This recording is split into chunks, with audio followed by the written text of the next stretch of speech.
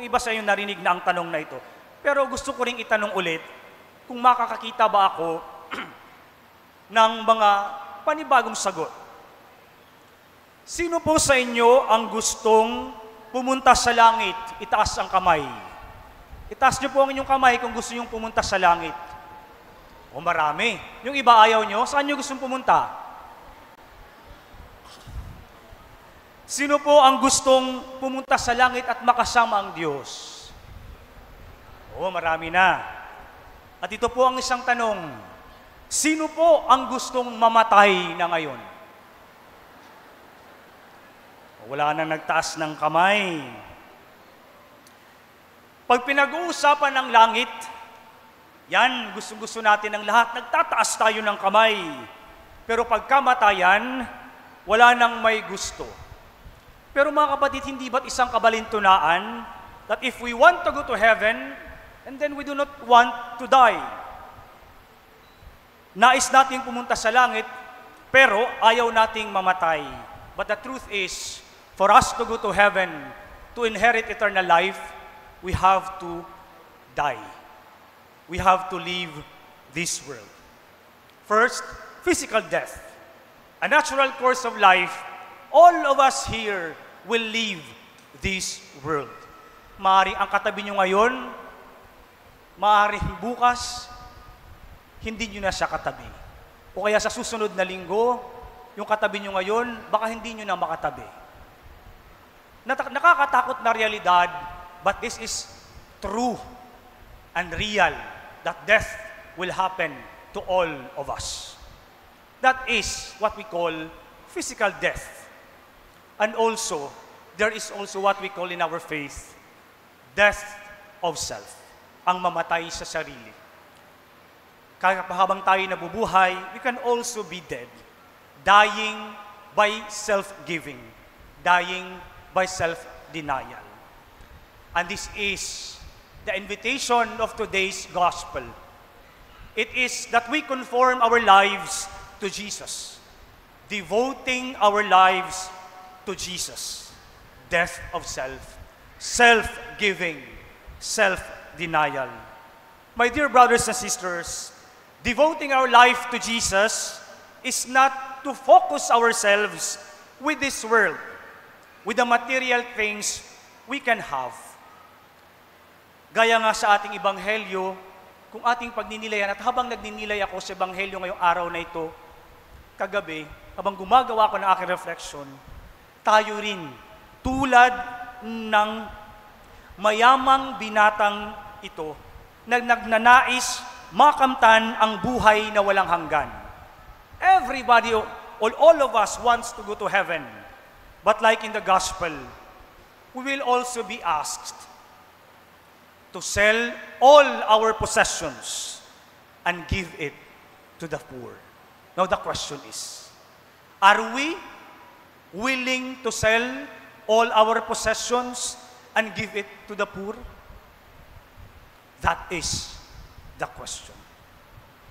My dear brothers and sisters, sa ating pangalawang pagbasa, kung ating pagninilayan at napakinggan natin ng mabuti, it tells us that the Word of God is not only for us to listen or to hear.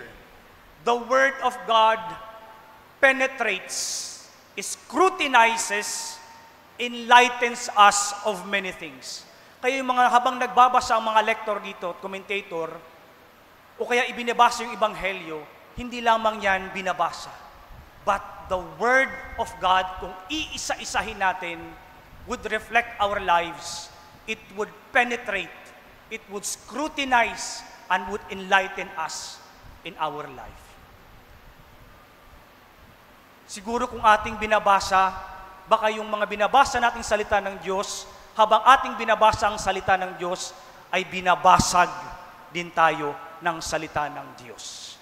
It penetrates, it scrutinizes, it enlightens us. Kaya nga yung mayamang binata, ano ang nangyari sa kanya? What happened to the young man? The young man goes away sad.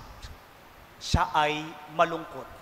Sabi niya kay Jesus, Opo, Jesus, nagawa ko yan nung simula pa akong nung bata. Ginawa ko ang mga 10 Commandments na yan. Pero nang sinabi ni Jesus, nakita ni Jesus ang kanyang buhay, nakita ni Jesus ang kanyang puso, that he lacks one thing. Dahil siya ay napakayaman. And Jesus invited him to sell all his possessions and give it to the poor. Pero ang batang mayamang ito ay umuwing malungkot. Why? Because he is not willing to give and share. So he cannot love at all, and therefore he cannot follow Jesus. It is also a good reminder for all of us na even though we live a good life, we do all the goodness, and we do all the commandments, but maybe we lack something in us. Are we willing to sell our possessions and give it or share it to the poor? Tayo rin ba gusto nating maging malungkot at iwan ang Diyos dahil hindi tayo bukas sa Kanya? The 10 Commandments, thou shalt not steal, thou shalt not kill, thou shalt not lie, thou shalt not commit adultery, thou shalt not bear false witness, honor your father and mother. Isa lamang ang gustong patutunguhan nito, for us to do good things to our neighbor. Huwag nating saktan, huwag nating not to inflict harm to our neighbors. My dear brothers and sisters, Jesus does not condemn riches. Jesus does not condemn riches. Or even, Jesus does not condemn the young man in the gospel. Jesus was presenting that wealth is not a guarantee for salvation. If we want to go to heaven, let us not be complacent that our richness, that our riches that we have will guarantee us for salvation. Maybe we lack something. And this is true, my dear brothers and sisters. We are so focused of having wealth, more wealth.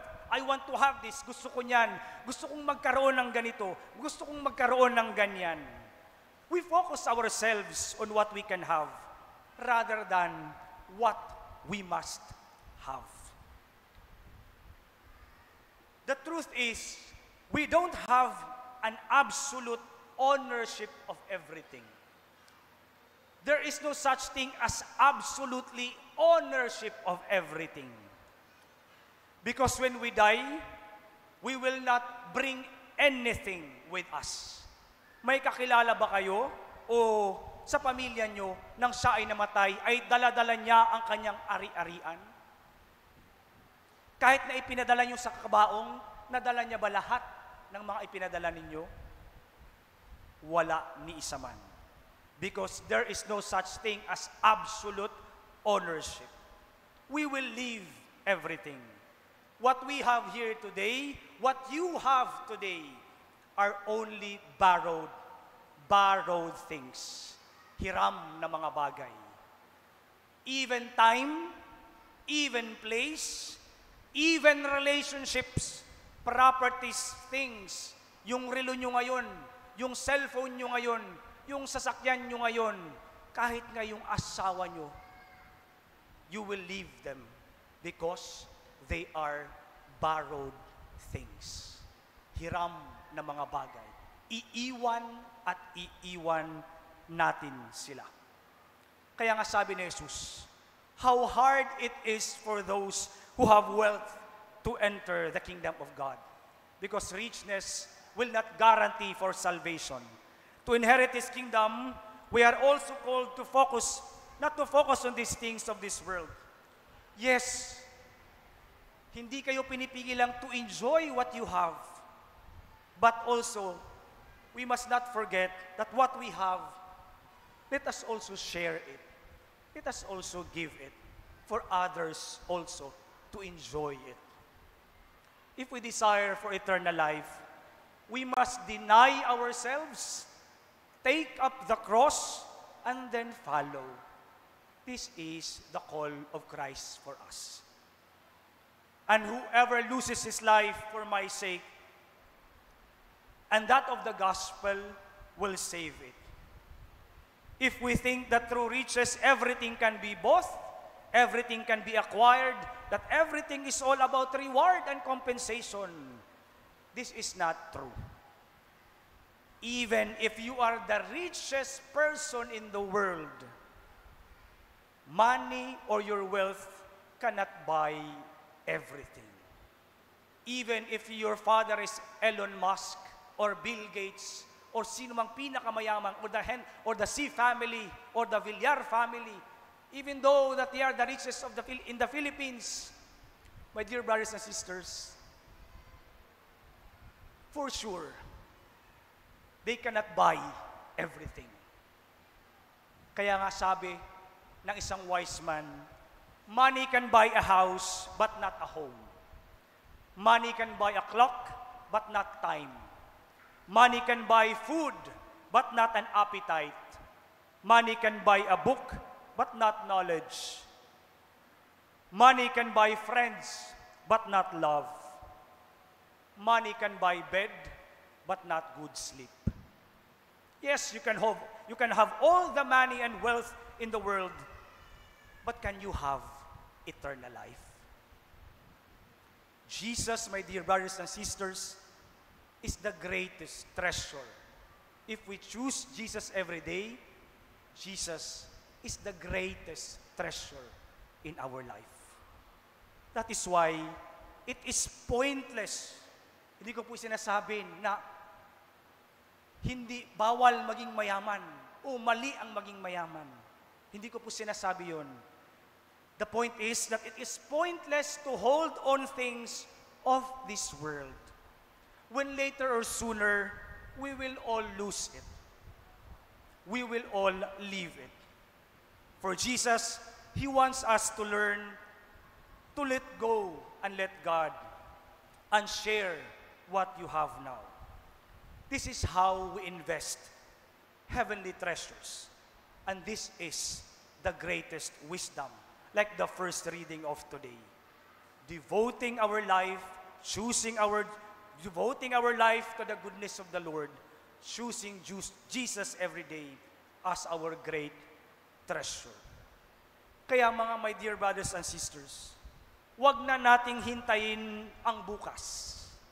Wag na nating hintayin tayo ay naghihingalo na bago natin maisip, ay, hindi ko pala madadala yung aking iPhone 16. Ay, hindi ko pala pwedeng dalhin ang aking house and lot. Ay, hindi ko pala pwedeng dalhin ang aking magarang sasakyan. Huwag nating hintayin tayo'y naghihingalo na bago natin maisip na hindi ko pala madadala ang mga bagay na ito. Ngayon ang panahon, ngayon ang tamang panahon.